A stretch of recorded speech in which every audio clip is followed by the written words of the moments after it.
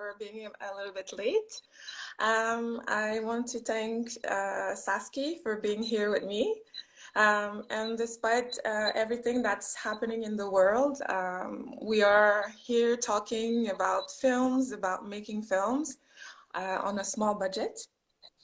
And actually, we don't really know what's going to happen or how and when we will get back on our feet after the lockdown or confinement as an industry, but also as artists. And I can only imagine that there will be even less funding for artists in the near future. And for me, it's important to talk about making films on small budget because it's always a good skill to have. Like Saskia said, my name is Miryam Charles. I studied cinema at Concordia University, and I graduated 11 years ago, which it makes me feel a bit old, but it is what it is. And soon as I finished my studies, I worked on a lot of small budget production. I produced 2 feature films and also 11 short films, all on very, very limited budget. But I would like to say limited budget, but I had a lot of resources. I will get back to that in a few minutes. I'm currently working on my first feature documentary. It's my first project with, I could say more, like a lot more money. And I was supposed to start shooting on March 14, but everything went on lockdown. So Oh, yeah. yeah, it is what it is. So maybe I will be able to start shooting in 2021. We'll see. So an important fact to know about me is that my parents are from Haiti. They both came to Canada during the 70s. It might be an irrelevant fact, but actually all of my work have a link with Haiti. And for me, the way I see the world, the way I create, the way I find strength to do what I do, come from those roots. Often I think of being from Haiti like a superpower. And each time I start a project, on the first day of shooting, I always repeat to myself, I'm Asian, nothing can break me. It's like my mantra. But also, it's about perseverance. Um, being an artist, people talk to you a lot about being talented, but talent can only get you so far. You need to be courageous. You need perseverance to actually to succeed.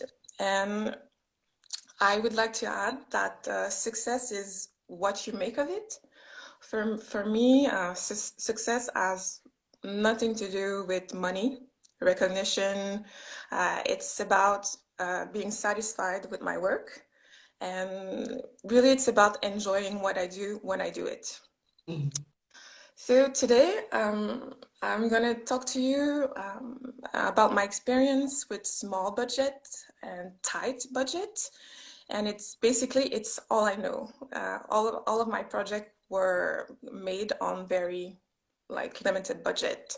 And since I don't know the other side, like making a movie with a lot of money, I will talk to you from my personal experience as a fictional, experimental director, producer, cinematographer, and maybe some of the things that I will say to you or share with you tonight won't apply to you, but I hope at least that I will be able to help a few of you. I will talk very shortly about my influences, just to give you a bit of idea about my background. Sorry, I'm nervous. So when I'm nervous, I kind of speak like too fast. I'm gonna try to calm down a little bit. You're good, Miriam. You're good. Sorry.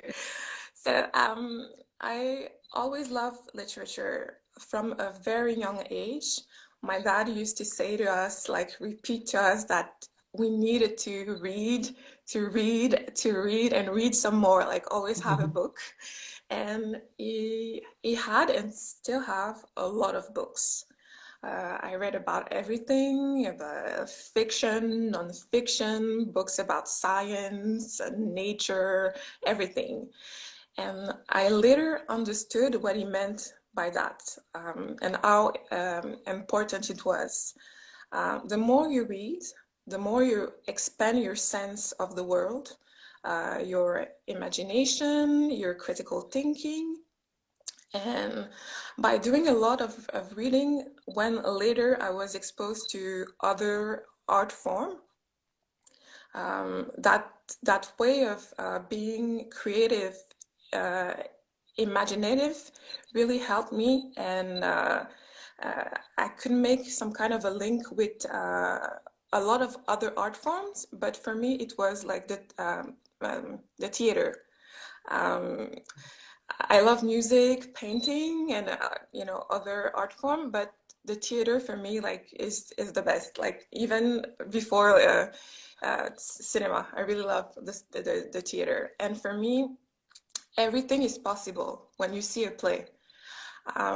You can believe actually anything. The minute that you accept what is presented before you, then it's not really about the reality of it. Um, you can see a play and the actors are around a chair, like a simple chair, and the play is set in a kingdom, and the actor sitting on the chair is a king. Then you accept that the chair is a throne, and it won't distract you. You won't think all the time about, oh my God, it's just a chair. I don't believe it. And that's the beauty of the theater, that simple, very simple effect can become anything that you want. And that love for literature, poetry, and theater, art form that can be so minimalistic and yet so powerful, really drove me when I started as a producer and cinematographer, and later on as a director. I will not say too much about my influences because we're not here to talk about about that.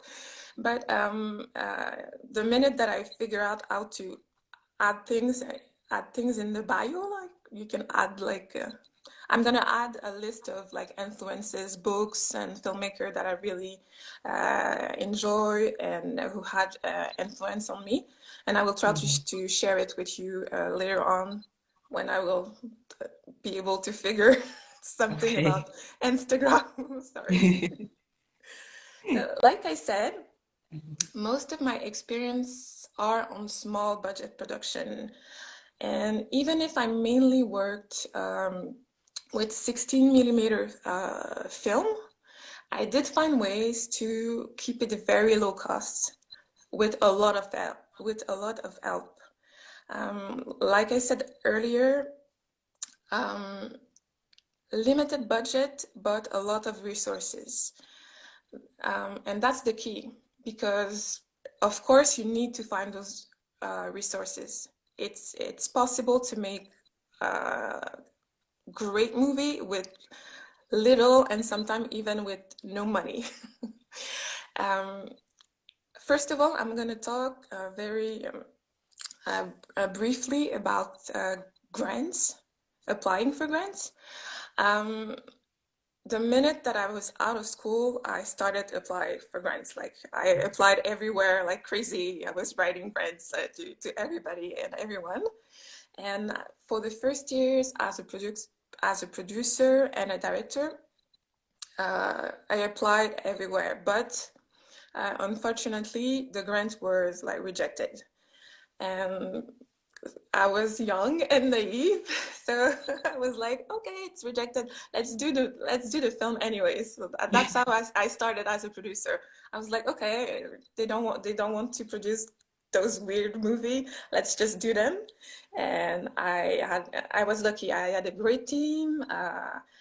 I was lucky to have a very, very good day job. I was working at a film lab, and my boss was very understanding and very like nice, letting me work during the at night, working during do the post production, and actually that's how I acquire a lot of skill because now I can edit by myself. I can do color correction. I can do like a lot of things that you need to make it work. And for the like I received like 2 grants before like 2020, and I did receive a $20,000 grant to produce my second feature film from the Calc, which is the Quebec Art Council. And again, I was young and naive, and I said to the director, yes, sure, let's let's produce a film set in winter on film with a lot of actors, a lot of location, and I was naive, but I was also courageous and willing to make it work, even if it meant a lot of work. Uh, I did a lot of things on that movie, and it actually guided me for the rest of my career, like I could say. Uh, if you want to make it work, you have to do the work. It's not going to be easy, but yeah, you have to work a lot. Again, you can wait for the grant. I'm not saying do you know do all of your movie with your own money, and you can wait for the grant. You can apply multiple times at different places. It's really up to you. I would advise people not to go broke to, to make their art. Don't do that. Don't ask loan at the bank. To make a short film or a feature. There's other ways. There are other ways to make it work. And a way that I kept it low cost for me, and I did that a lot. I combined a lot of role on a production. I worked as a cinematographer. I did the food. I did the production, the post-production, color correction. I did editing, sound design, subtitles, distribution, and even a few times I did the narration. When I didn't have enough money to pay actors, I would do the voice myself, thinking, okay, I'm not an actress, but my voice, but grant or like it is. Like not a bestie, but someone who will tell you, sorry, you cannot do that helicopter scene, that fancy, but I'm gonna find a way around it to keep your creative vision, possible. But yeah, you need someone who will be like honest with you. And if you don't have a producer, you don't find a producer, try at least to find a mentor figure, someone who will guide you and give you advice. It will be less overwhelming. I did that for the first, for the 2 features that I produced. I asked one of my old teachers, like one of my teachers, who was also a producer. Each time I had like a moment of anxiety, I would like write to him. Do you know how to do, tax credit, or how to make contract? And he was his name is Michael. He was always there for me and helping me. And now I do the same for for other people who ask me for help. I always say that to people, you can write to me, ask me.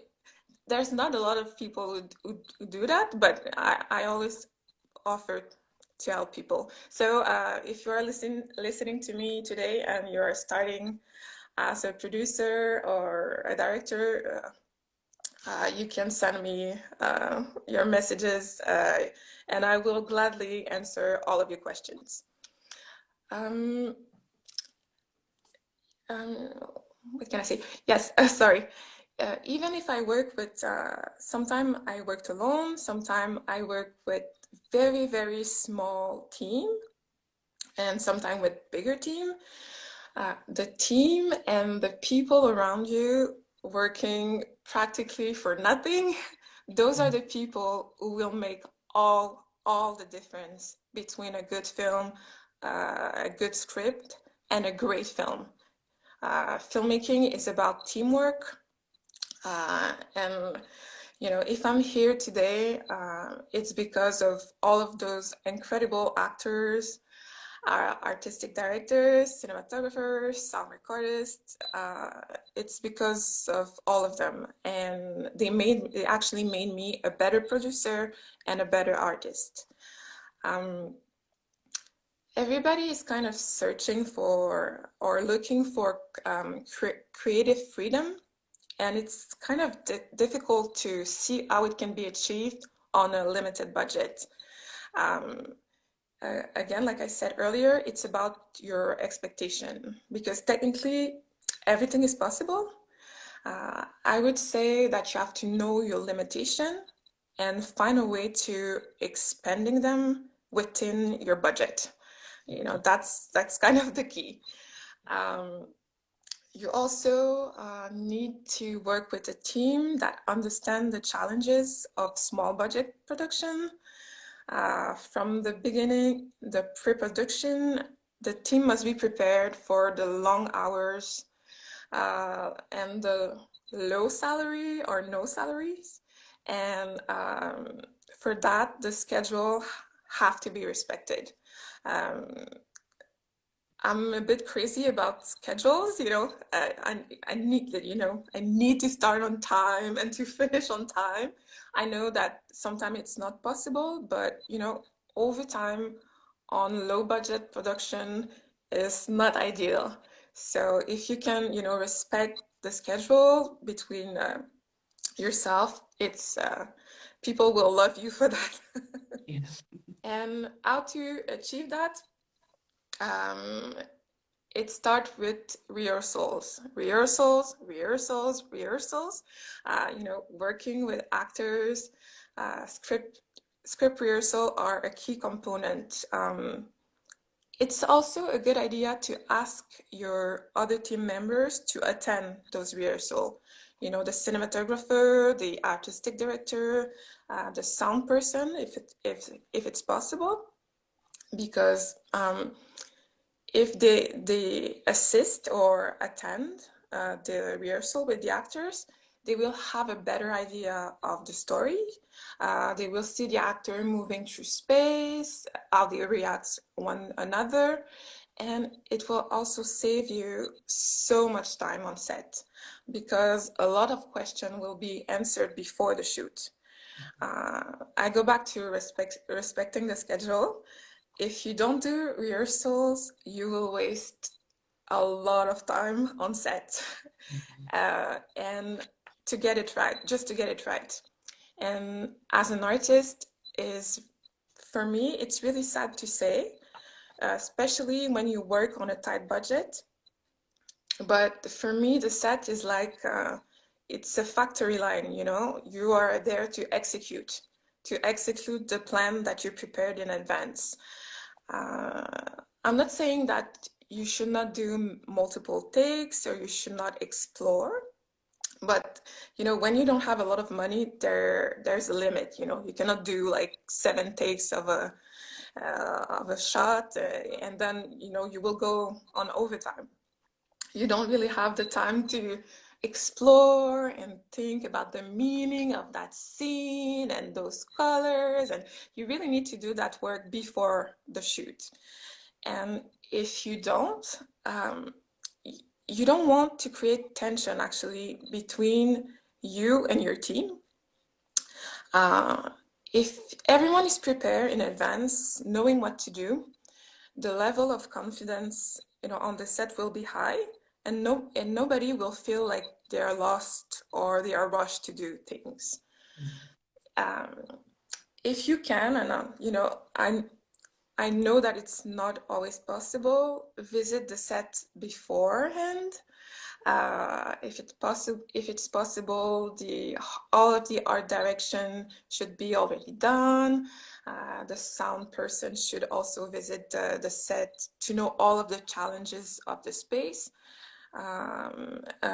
Jasmine said it on the previous session 2 weeks ago, I guess. But preparation is key, because even if you have money, or no money, things will go wrong on the set. That's life. Some things will go wrong. I'm not saying that it's always a nightmare, but you will have problem with location, all kind of small catastrophe that can happen during the production of a film. So the more you are prepared in advance, the more you will be able to adapt if there is actually a problem. When we will be able, when we will be free of the lockdown, I will talk to Lillian, and I will see if I can give a more detailed workshop on small budget production, how to make budget, how to apply for grant. It's kind of difficult to do on the Instagram Live because, you cannot show people, Excel sheets and, where to apply and where to rent equipment, who to ask. So I will gladly be available to give a more detailed workshop on the subject. And in the meantime, I am available through Messenger. Yeah, I'm almost done. In conclusion, I would say ask for help.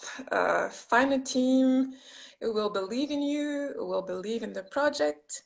Like I said earlier, find a person that will tell it like it is, especially with your script and your grant application. It's actually a good thing to have someone who is not your bestie to read your application or your script and question you about it and challenge you about it, just to have another point of view and just to know also that you're not doing it alone. So that's about it. We are going to maybe start the Q&A, and don't feel the pressure to ask questions because I'm always the one too shy to say anything or to ask anything. So yeah, it's all good. And before we start the Q&A, I would like to thank Saskia and Lillian. Yeah, thank you. You were great. You were great just to ask me to come to come and do this. Thanks to all the people who listen to me with my weird accent that kind of fluctuate. I get nervous when I speak in public, and I think that a lot of weird things are happening in my head. So I always feel like I don't know how to speak English when I don't know. I'm in my head right now. So sorry about that. Let's start the Q&A. No, don't apologize, Miryam. Thank you for agreeing to do this session for us. And thank you for bearing with me through the technical difficulties. That was great advice. Finding a producer to help you. I'm 16